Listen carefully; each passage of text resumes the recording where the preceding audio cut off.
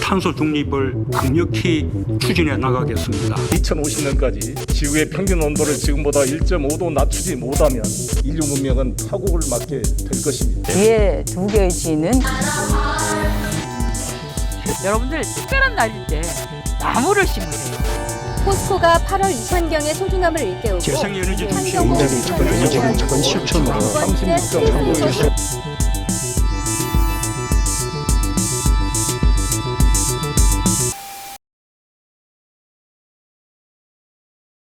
윤석이고요. 녹색전환연구소에서 연구를 하고요. 거리 나가서 기후행동 하고 있습니다. 박은빈이고요. 대학교 4학년 재학 중에 있고 정치외교학과 철학을 공부하고 있습니다. 오지혁이라고 하고요. 다양한 이제 액션들을 기획하고 또 그거를 이제 직접 하는 거에 좀 활동을 주력하고 있습니다. 청년입니다. 민중신학이나 해방신학이나 퀴어신학 이런 정체성, 불교 쪽에 관심이 있어요. 아무튼 그렇습니다.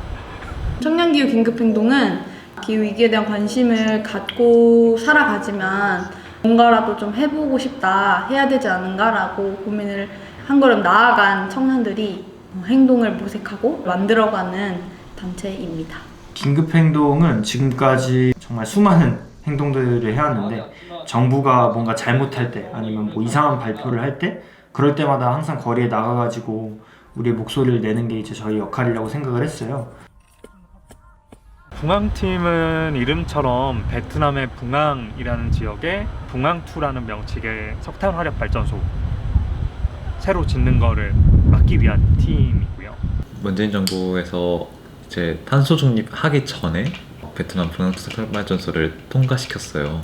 국무회의에서 한전 이사회에서 최종 통과가 됐었고, 우리나라에서는 그린 뉴딜, 친환경 정책 막 이런 얘기들을 하면서도 여전히 해외에서는 돈벌이 수단으로 또는 관성에 따라서 계속 화력 발전 에너지를 수출하고 그걸로 돈을 벌려고 생각하는 게 되게 부끄럽고 또 괘씸하고 비양심적이고 그렇게 생각을 하다 보니까 자연스럽게 꾸려졌던 것 같습니다.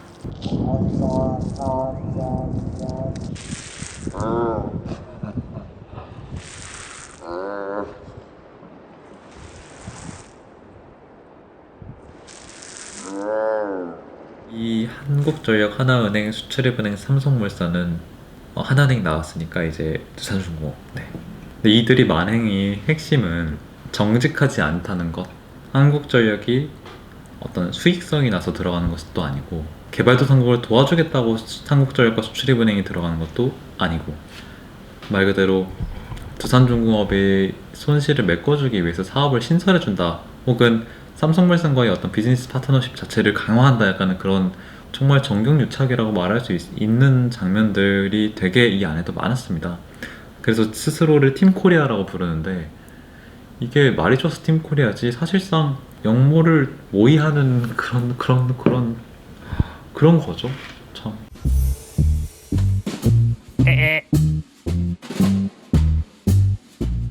이 기업들과 기관들이 비판을 명확하게 받아야 된다. 평판에 흠이 갈 정도의 문제라는 것을 우리가 알려야 된다. 을사오적처럼 이제 되게 중요한 나라의 급변하는 시기에 이제 그 가운데서 본인들의 이익을 추구하고 또 그 권력을 잃지 않으려고 갖은 수를 썼던 이제 그런 을사오적의 케이스를 빌려서 기관들을 이제 탄소오적이라고 이름을 붙였었습니다.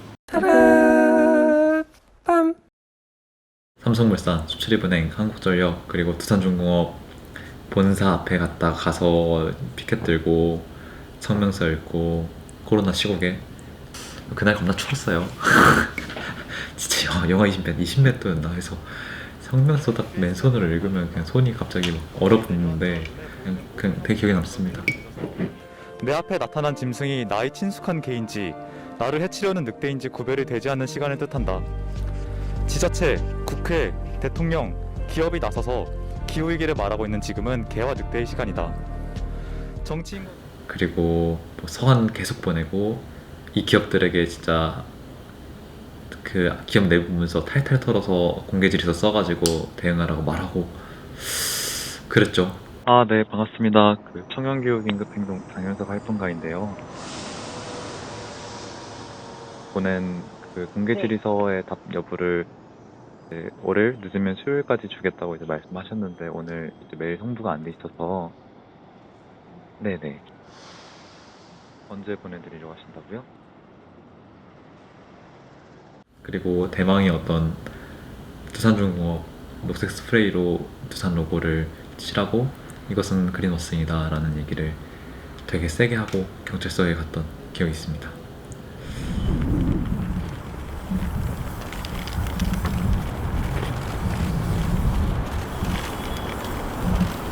오늘 저희는 120년 역사를 자랑하는 두산에 와서 두산중공업에서 설계, 조달, 시공을 다 책임지고 120MW짜리 베트남의 석탄 화력 발전소를 짓는 것에서 문제제기하기 위해서 이 자리에 왔습니다. 한국이 짓게 되는 마지막 최후의 석탄 발전소가 될지도 모릅니다. 친환경 인프라를 구축하겠다고 이야기하는 두산중공업이 석탄 화력 발전소를 새로 짓고 있는 상황이 저희에게는 더 이상은 묵인할 수 없는 상황으로 조명하고 있습니다.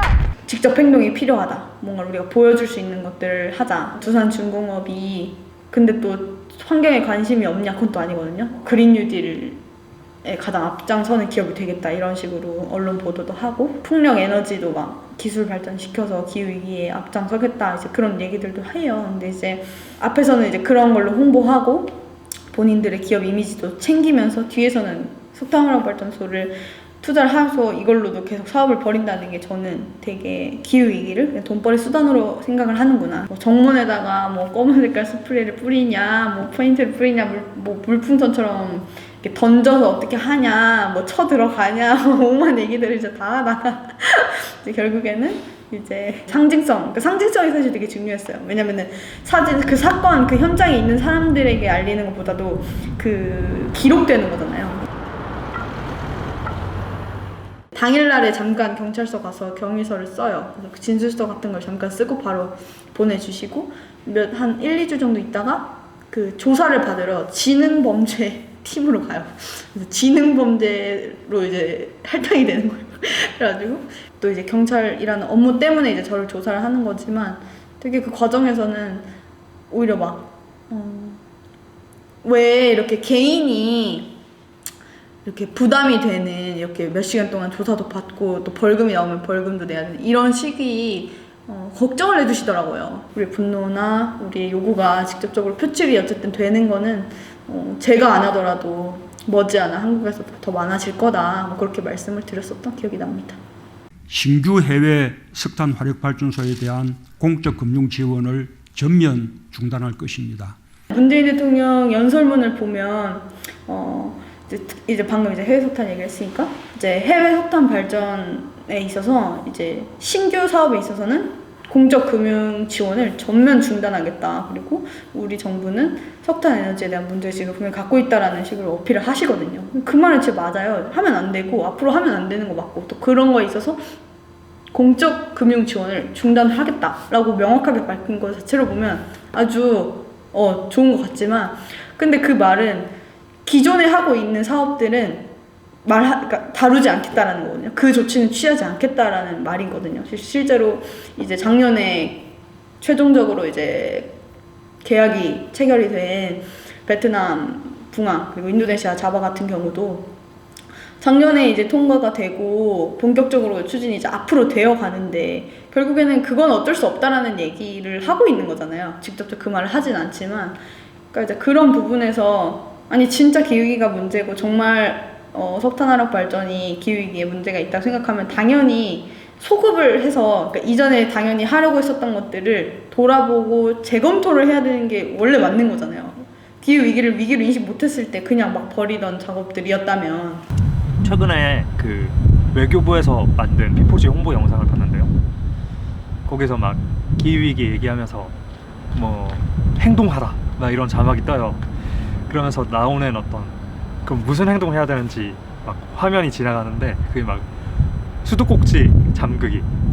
정부가 탄소 배출 줄일 수 있는 거 안 줄이고 오히려 더 정책적으로 늘리고 해야 될 일들 안 하면서 작은 실천이 중요하다. 시민분들이 작은 실천을 하는 것도 중요하지만 그런 것만 해서는 지금 기후위기가 너무 심각하고 빨라서 그걸 절대 막을 수가 없기 때문에.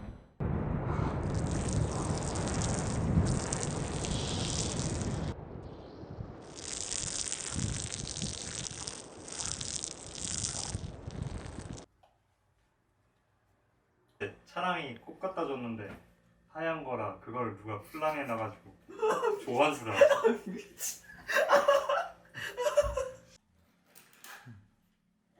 철강처럼 두들겨 맞는 느낌이었다. 온몸이 쑤셨다. 온몸이 불타오른다. 불타오른다. 파이어.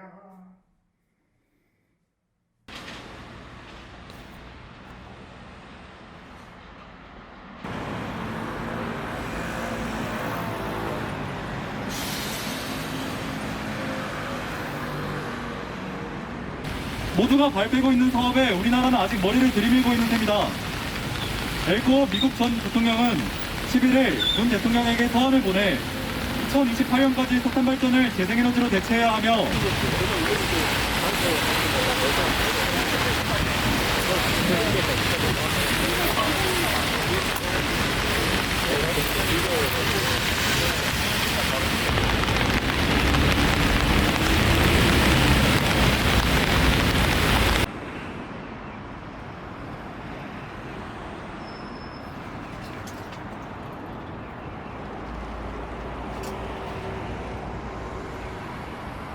이런 감축된 양을 조사를 하게 돼 있어요. 조사하고 보고하고 저희가 소송 되기 처음에 할 때는 그 정도까지 용기를 못 내고 시행령으로 대통령령으로 감축 목표를 정할 때도 그 기준을 자세하게 정해야 된다. 이제 기후위기가 아니라 이제 생태학사 에코사이드라고 부를 때 지금 ICC 국제 형사재판소에 에코사이드 로우가 기준되는 시기가 이제 점점 3년에서 7년 이렇게 내다봐가지고 점점 다가오는 시점에서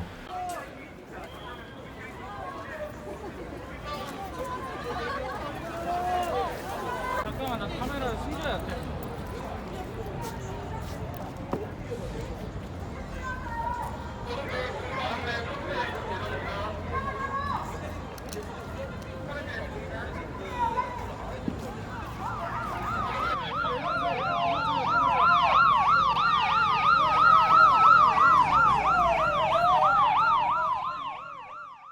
우리가 붕황 하나를 막는다고 해서 사실 이 흐름 전체를 바꿀 수 있는 건 아니잖아요.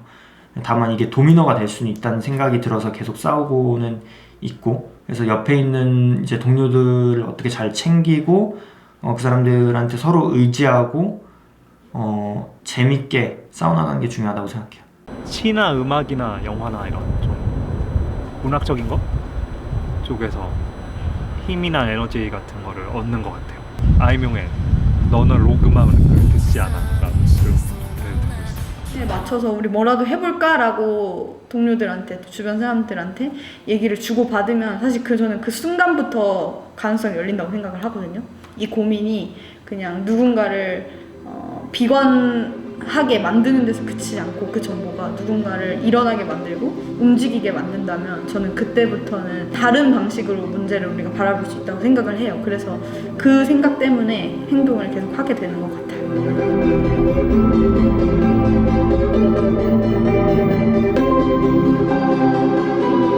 밭일을 배워보고 싶은 거예요. 그리고 제가 하고 싶은 게 2개가 있는데 나무집을 지을 거예요. 제가 생활건축을 좀 배워서 삶을 위한 노동, 생존 기술을 좀 배우는 시간을 좀 갖고 싶고, 그림 그리는 걸 되게 좋아해서 정말 화가가 되고 싶어 했는데 지금은 붓과 연필을 안 들고 좀 펜을 잡게 되는 것 같아요. 노트북이랑. 근데 아직도 뭔가 제가 마음 한켠에는 저 뭔가 몽골 초원이나 그림 그리고 그렇게 지금도 유효하죠. 기후혁명, 우리가 얘기하는 석탄 발전소를 10년 안에 끄고 60기를 어떻게 10년 안에 꺼요. 그렇죠. 그렇기 위해서는 정말 혁명적인 변화가 필요하다.